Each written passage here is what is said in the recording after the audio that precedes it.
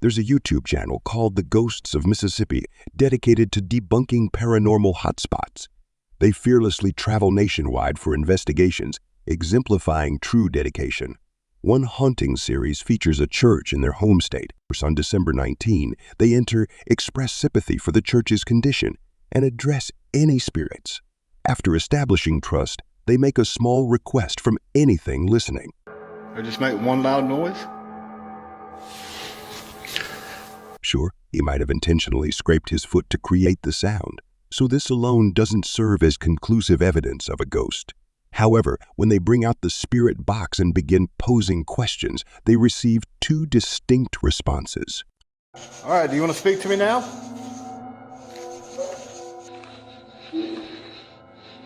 When he feigns ignorance, a second note emerges, seemingly not from the spirit box, but from a row of pews further back. Yes? Yes?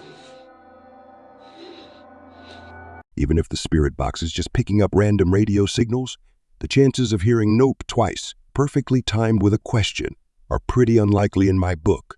Suddenly, orbs start swirling around, and then it mentions a name. I could barely make it out, so I'm a bit skeptical about this part. Kevin, I heard that.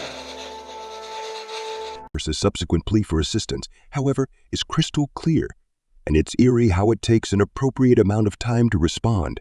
I don't believe the orbs swirling around are mere coincidence. Then there's this strange shadow figure in the stall. Is this Kevin the spirit, or is this the thing that Kevin was asking for help against just a couple of weeks later on January 5, 2020? They return to the church for a closer look, this time as one of them kneels down to look at the mirror. This creepy image of an evil entity forms before their very eyes. So stand up, you can't see. Dude, I'm seeing something demonic. A creepy demonic figure appears in the mirror, described by the investigators as having raised hands, 2 eyes, and a small open mouth on the right side. When the investigator stands up, the figure disappears and attempts to recreate it with a light on the mirror fail. The investigator claims to have felt something grab his hat during the experience. They decide to leave due to roaming cold spots, and as they exit, a hiss is heard. Freaking. Dude. As they enter the final room, a mysterious warning sound emanates from deeper within, for which I have no explanation other than the paranormal.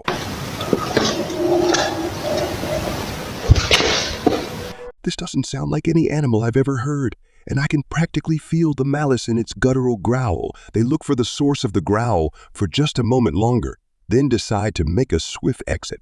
With so many eerie sounds and sightings in such a short time, I have little doubt that something terrifying lurks within these walls. Its very presence defiles this location, and maybe that's why this demonic force has chosen to call this place home. I doubt it's leaving anytime soon. They hear a warning sound from deeper within,